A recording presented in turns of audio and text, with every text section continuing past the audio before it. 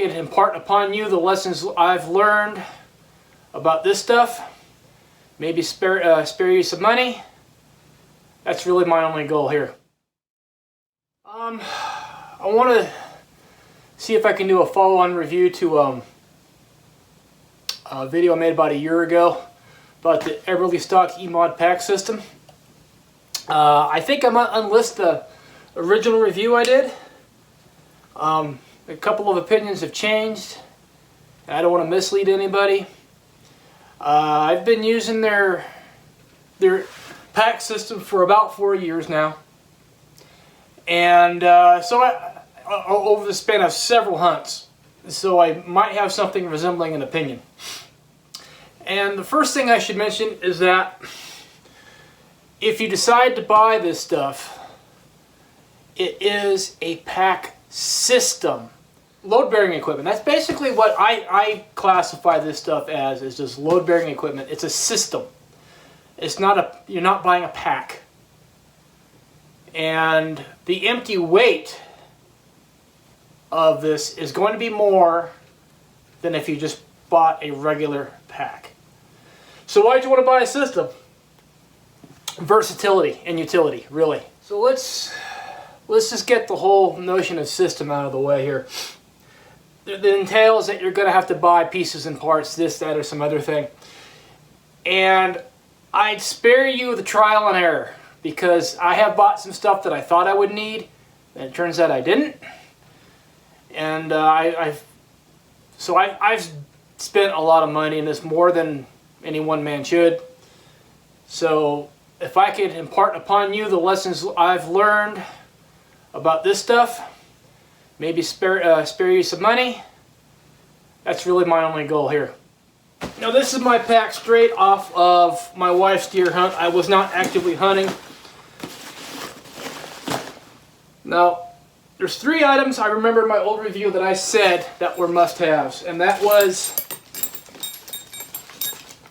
this utility panel, the wider waist belt, and the rifle scabbard down here at the bottom. Looks like a dong. I have used this utility panel exactly once. And it was handy when I had it, and that was just for packing water up the mountain. But other than that, I've never used it. However, the wider waist belt and the rifle scabbard are still being used. Now earlier this year, Eberlestock came out with the large bat wing pouches, which is what these are. And when I saw them and I saw what they were, I realized that the 2 main bags that you would typically buy for this, the Vapor 2500 and the larger one, you do not need to buy the smaller one. If you backpack and spike camp, all you need is the larger one, and that's it. You can pair these up with that bag, and that's really all you need. If you day hunt and spike it, that's all you need. If you just day hunt out of a vehicle, this is all you need. I'll give you a close-up view of my pack. This is basically as it was when I came off of my wife's deer hunt. I wasn't actively hunting. It was her tag.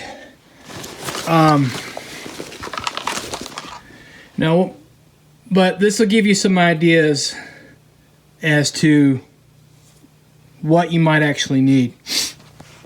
Now, just a couple things to keep in mind with my setup is, 1, I no longer use water bladders. I gave up on them. They're just a pain in the butt. I only use canteens now. 2, I keep my handgun on my bino harness, along with the folding knife.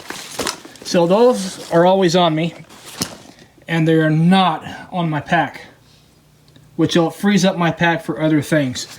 I keep my food and water on this side, so I don't have to. That's the thing with me, is that I have my pack where I don't have to take it off. Unless I'm dressing something out, I don't have to take my pack off. So this is not Eberlestock water. This is actually an Air Force Molly canteen water pouch. This will fit a normal canteen plus a nailing in there. And I bought this for 12 bucks and I dyed it myself. They charge like $30 for some canteen pouch. I just didn't do that. I probably still have food in here. On this side, I'll sometimes clip my gloves right there. Compass. Glass. I have a full inflatable glassing pad right there. And then my headlamp goes in right there. And in here, this is to my tripod. I'll sometimes keep just miscellaneous items in there. Also becomes my possibles bag during muzzleloader. This is for day hunting. These large bat wings are all you need. If all you do is day hunt, just get those. Don't waste your money on all the other stuff.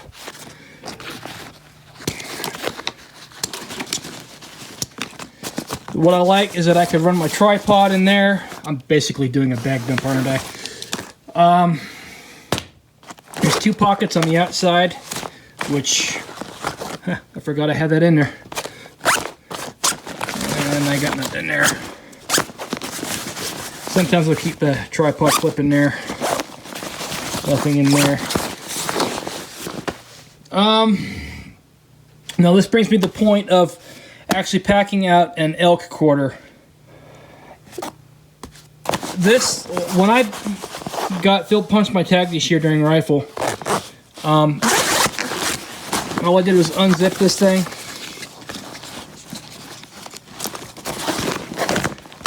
Shoved my quarter up in here on the shelf. And then I loosened up the straps and I just cinched it down. I ran it over the entire pack. Though my first trip back I did unload some of the pouches.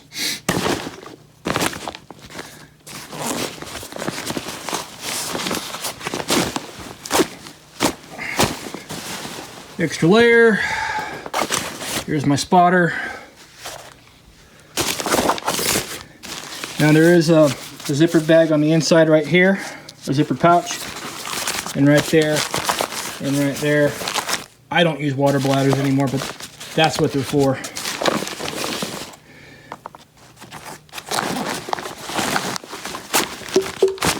Spare canteen, all I did was empty them. Game bag, first aid kit, skill kit, emergency kit,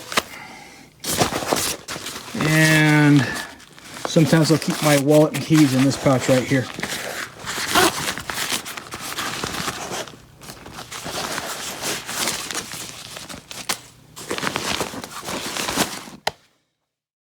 Some mods and tricks that I've learned using this. If you're carrying your rifle and you use trekking poles and use quick sticks, I just shove them right into the scabbard. That just makes my life easy. You probably already noticed them, but yeah. If I'm not actively using them and I have my rifle in my hands, I just shove them in the scabbard. And there they sit. And you can pull them out. You can reach behind you and pull them out if you need to. Now, another thing that I will do quite often is I will sit on my pack, particularly if there's snow on the ground. I'll just flip it over and I'll sit my butt right here.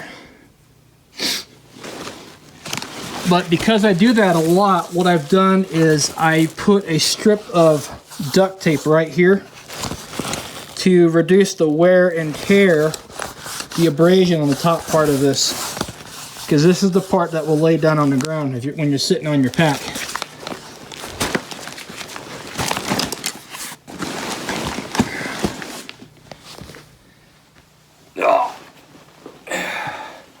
I do this when I don't feel like getting my butt wet in the snow. Sometimes during archery, I'll put my glassing pad down here. and I'll sit down on the ground and I'll use it as a lumbar support. Works great, really works great with that scabbard in place. Utility. So, if you do muzzleloader or rifle, definitely get the scabbard. The wider belt is a must-have. If you do archery, get the butt bucket. However, another tip with the butt bucket that I have learned the hard way is do not strap it down here onto the frame. You actually want to run the straps to where it's kind of locked, makes a loop right here, and then run it through this bottom strap right here and try to get it to sit on top of this. This way your bow isn't sagging like way down here. It will carry a lot better like that than down here. These things are actually kind of hard to use. Leads me to another point. If you do get this system, question comes between camo and solid colors. My advice is to get the solid colors. Don't bother. If you look very closely at the material, it's almost like a soft felt. And it does have a liner. This is like multi-layered fabric type of thing. Whereas with the solids, they are nylon cordura, and it's not, well, this thing is multi-layered because of the pockets, but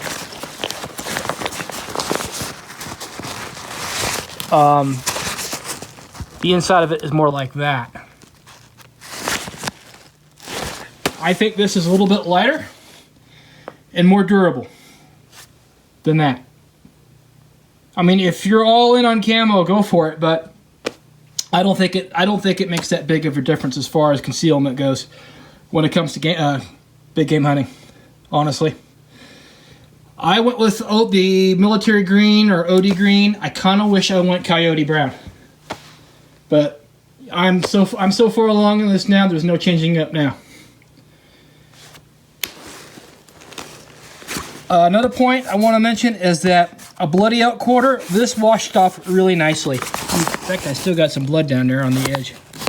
But this material, it's like I don't know, it washed off pretty easily.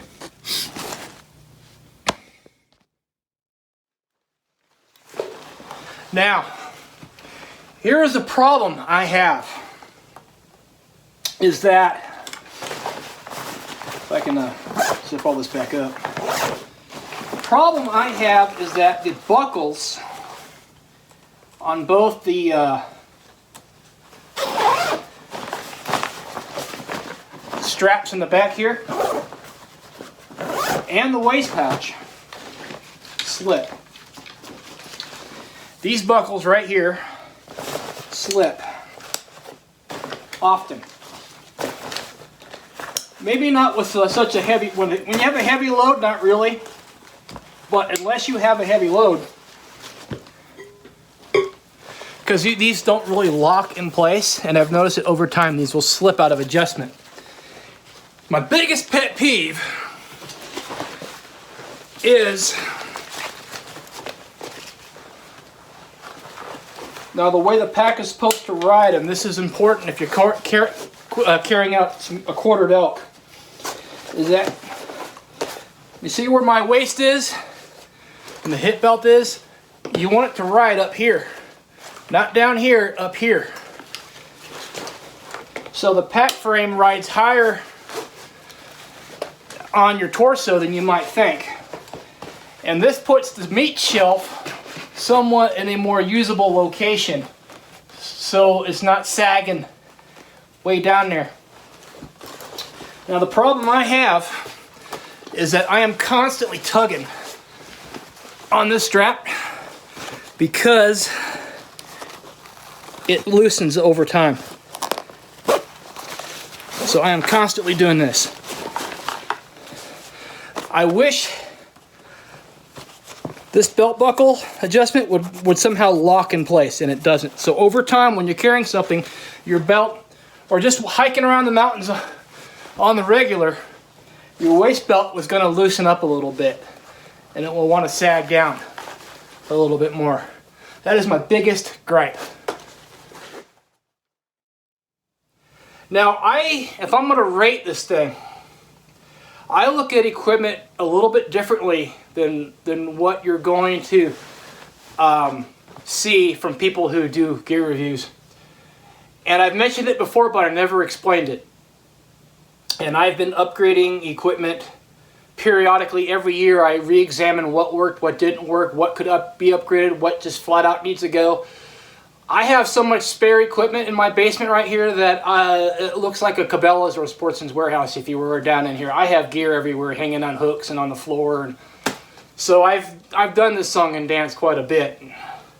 I'm finally at this point where me buying stuff is a rarity. I'm got my system fine-tuned. But I rate gear on 3 criteria. And these are, in my mind, these are the only 3 criteria that matter. And that is durability, lightweight, and affordability. But here's the catch. Pick 2. Very rarely are you going to see all 3. You're never going to see all 3 in one piece of kit. Where's an example? This spotter is a really good example. Durability, or in this case, optical clarity, I'd give it an A. Lightweight, I'd give it an A. But as far as affordability goes, this is a D or an F. So, things that are durable and affordable aren't necessarily going to be lightweight. And things that are affordable, you get what I'm saying here? Things that are durable and lightweight are not affordable. You take those 3 criteria, pick 2 and play with it, and you'll see what I mean.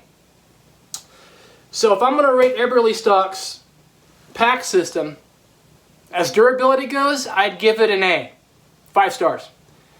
As far as weight goes, I would give it a C, or 3 stars.